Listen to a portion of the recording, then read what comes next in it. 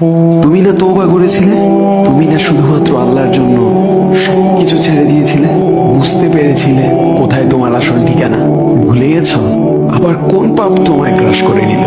তুমি তো সেই যে নিজের পাপের প্রতি অনুতপ্ত হয়ে সিজদায় পড়ে অঝরে কেঁদেছিলে। তাহলে আবার কেন দুনিয়ার ধোকায় পড়ে গেলে?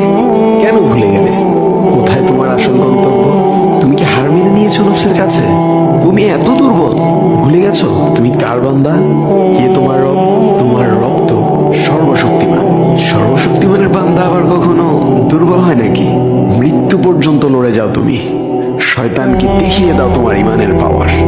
শয়তানের ধোকায় পড়ে অনেক পাপ করে ফেলেছো, তাই নিরাশ হয়ে গেছো তুমি, তাই না? তুমি কি জানো না তোমার রব কতটা মহান? তিনি তো তোমাকে ক্ষমা করার জন্য অপেক্ষা করছেন। তাই ফিরে আসো সেই রবের দুয়ারে, যার দুয়ার